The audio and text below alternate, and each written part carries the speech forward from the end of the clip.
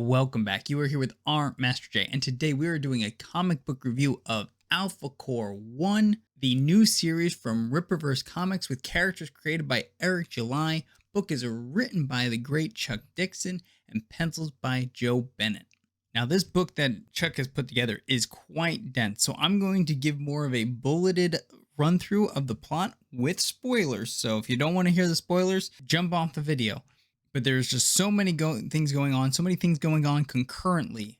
He definitely leverages everything at his disposal, especially with the fact that he's dealing with three main characters from Alphacore. The book starts off with a bank hostage situation that Brian Solari jumps in, saves the day on. The normal police force of Flores Park is not as excited to see him as he thinks they should be. He then flies off to the floating fortress that Alphacore calls home, then gets into it with Miss Ingrid Valdez. They get into a little tiff about how they should present themselves so that the public continues to support their efforts in keeping them safe instead of them being viewed as monsters or freaks to the city of Flores Park. We are also introduced to a TV lawyer that seems to want to bring down the Alphacore. Shortly thereafter, there is a call to the Alphacore needing support for an Accept that is causing a little bit trouble down in the streets. Braxwell flies down to deal with this electric Accept and neutralizes the situation. Braxwell is treated with a little bit more gratitude as it was Accept on Accept fighting that was needed by the Flores Police Department. We then find out that the TV lawyer happens to be representing the criminal from the bank hostage and our electric Accept, Glavin. While this is all going on, we are getting little tidbits of Michael and Lillian and how they appear to be pulling the strings on a lot of the events that are taking place today in Flores Park. Glavin, our electric Accept, is able to take advantage of some less than stellar police work and break out of his holding cell, but doesn't end up killing any of the officers in this situation, but absolutely fries his cellmate, who happens to be the criminal from the bank heist. Alphacore continues to investigate and be involved with the case and are tracking down some leads, and we get a split up of both Ingrid and Brian. Brian heads back to the bank to see if he can figure anything out, but before he gets there, another interesting character who seems to be able to influence what people do, pulling some Jedi mind tricks, exchanges something in a safety deposit box right before Brian gets there. As Brian gets there, another Accept with a little bit of a hot temper shows up and a fight ensues. While this is taking place, Ingrid and a street cop, who seems to have some hidden secrets up his own sleeve, track down Glavin, our electric Accept, and a fight ensues between them. Both of the evil Accepts are able to be neutralized with a little help of our companions that are alongside our Alphacore heroes.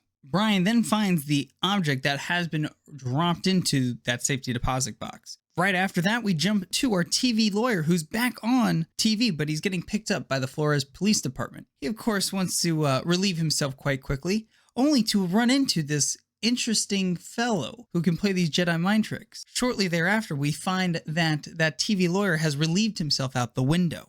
With Alphacore continuing to connect the dots, they're able to send Braxwell out on a search mission to find this Jedi mind trick Accept. Braxwell is able to find him, but also seems to find a couple of his friends along the way, and a little scuffle ensues there. While that is taking place, Brian has the bright idea to take a USB drive that was found in that safety deposit box and plug it into the mainframe of the Flying Fortress, which of course starts the Flying Fortress to start to descend and beeline it to the primary police department building of Flores Park. Our Alphacore heroes do everything they can to divert the falling fortress, but unfortunately are going to be unsuccessful until Street Cop, who had a little something hitting up his sleeve, musters up all of his powers to save the fortress from sliding into the police department. Unfortunately, with these actions, he actually sacrifices his own life to save the lives of many within the building.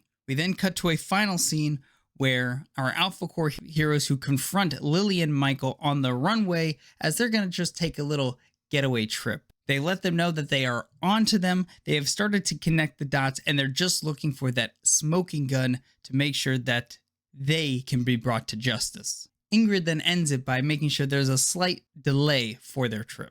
Now, as I said at the beginning of this plot review, this is a dense book. Chuck does not waste a page in this book to cover plot, character development, intrigue, motivation. He tries to just attack everything. It was an absolutely fantastic read, and I really did enjoy this book. Alone, we covered 3 of our main characters. We covered some ancillary police officers and even bank employees.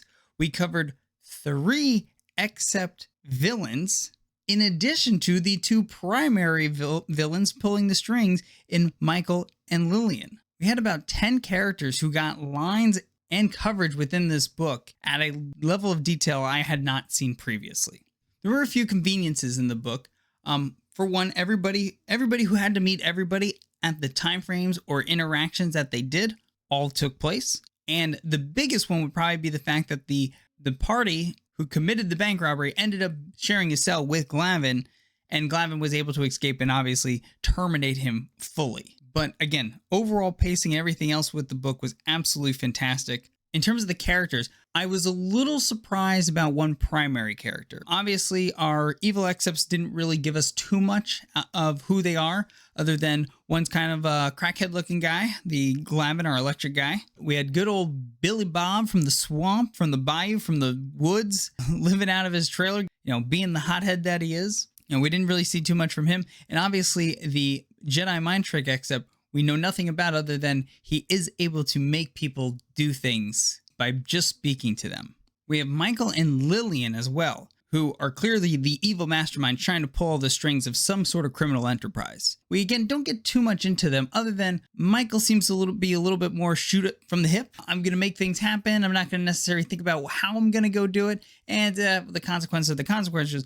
And then you have Lillian, who seems to be the brighter and sharper of the 2 of them, and wants to be more discreet in how she cleans up some of the messes and ends up having to clean up a lot of the messes that Michael has created. Michael has covered his tracks appropriately, but seems to cause a little bit more drama than required by comparison to Lily. Now for our 3 main characters, Brian, Ingrid, and Braxwell, kind of have 3 different archetypes for each one. We'll go over them, I think, from easiest to most interesting. Braxwell obviously is the I don't talk silent type, something that we've seen in the past in other forms of media. It will be interesting to see how he is further developed and what his backstory is of why he doesn't talk. Is that part of his power set? There was an interesting little tidbit where it seems like he can't hear or didn't hear when the last except was trying to get him to disengage. When I first read it, I thought it was just an interaction that was taking place. But I'm wondering if that's actually a clue to what Braxwell's power set is. Overall, he seems kind of a Superman archetype. He can fly, he seems very strong, but he does not talk. Ingrid, still trying to figure out exactly what her whips are able to do and not do. Obviously, they have the ability to cut through a plane in one swipe like a lightsaber, but then also have the ability to lasso people without burning them or damaging them. So obviously she has the ability to input or output energy within them. She obviously seems to also be very procedural in terms of her actions and how she wants to go about things within her investigation. Now, Brian was actually the most interesting character because he did not meet what my expectations were for him. I figured he would be a very stoic, very militant, very diligent in his leadership of the Alphacore. He does have those traits, but he also seems to kind of be an idiot. Him wanting to put that USB just into the mainframe and doing it and then bringing down the entire flying fortress. It just does not look good upon him. There are also a couple other scenes where he's interacting with chain of command, and he's very militant about that chain of command and those orders and things of that nature, but also doesn't seem to have good arguments on why he should or shouldn't do things. He kind of just like, well, I did what I made things better, so therefore you shouldn't be complaining. Well, I am complaining. Okay, whatever. And he just kind of I'm not exactly sure where he's landing on that. So I don't know if he's actually just trying to fit in and doesn't understand how to, if he's got some past traumas, if he is just kind of more of a meathead kind of character than you would kind of expect the leader of the Alphacore to be. It'll be interesting to see how he develops as the Ripperverse continues to develop. Now, one thing of note is no Yaira sighting in this book. So I'm not exactly sure where this happens within the continuity. Is this taking place concurrently with ISOM 2? Is it after the events of ISOM 2? Is it before the events of ISOM 1? It's not 100% sure where this takes place in the grand scheme of things. Either way, even just having it currently, it's no big deal. But just was a note, no Yaira sighting in this book whatsoever. And honestly, no Isam sighting either.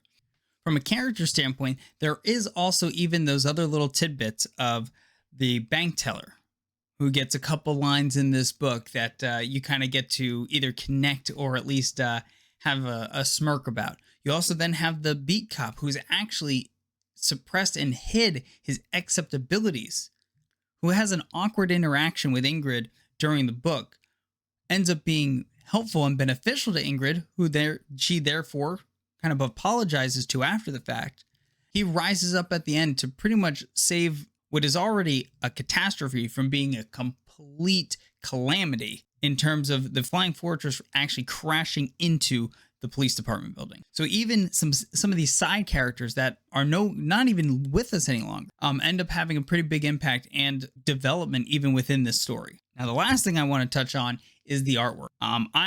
The more I even flip through the book, the more and more I like it. Joe Bennett did a great job with his pencil work, but the thing that I think really elevates it is the coloring. The coloring in this book is just vibrant. It really brings a level of life and texture to this book that I personally really enjoyed. From the first page with the hostage situation, you can just see it, the way they did the police lights and everything else. It just looks great. If I have one critique, some of the faces are a little inconsistent, especially some of the main characters as they kind of go into the background and stuff. That seems to be something that just happens when you have to do 90 pages of faces and characters over the course of the book. I would like to see a little bit more consistency, especially for like our main characters. Joe also seems to have a style of kind of doing some funky things with like the teeth and the mouths and things of that nature. But overall, I really, really enjoyed the art and the art style within this book. There are some pages, especially of the fight interactions between the excepts, that is just top notch. Mwah. So overall, Alphacore 1. I feel really bad for the people who gave ISOM 1 like an 8 or 9 out of 10, because that would mean this book has to be about a 13. This is head and shoulders above the first 2 ISOM books for sure, which is great for the Ripperverse. That means they're continuing to improve. They're continuing to bring in great talent to continue to write and develop more stories with the characters that have been created by Eric. So due to the fact that this book is dense with characters, plot, subplots, multiple moving storylines, intrigue, building mystery, development, I have this book as a 9 out of 10. This to me is kind of what comic books are intended to do. And it really wants me to continue to read the stories of what Alphacore and their kind of police procedural and detective work is going to bring into the future. Excited to see what Michael and Lillian have to bring forward. This really does excite me for some of the other books that are being in development. I think the Sausage Sisters and Yair I think that's going to be a lot of fun. And I'm definitely excited to see where Alphacore 2 goes. And there's another Chuck Dixon character book that also is in work that hasn't been announced yet that really is piquing my interest. So yeah, I got Alphacore 1, 9 out of 10. If you have not jumped into the Ripperverse, or after ISOM 1, you're like, nah, I don't think this is for me, I strongly recommend picking up Alphacore book. With that, let me know what you thought in the comments below of Alphacore 1. Did you think it was a 9 out of 10? Did you think it had some problems? Did you think it was actually, do you think it's a 13 out of 10? Let me know. But other than that, have a fantastic rest of your evening, afternoon, or morning, wherever you are on this crazy world. And as always, GG's everybody. GG's.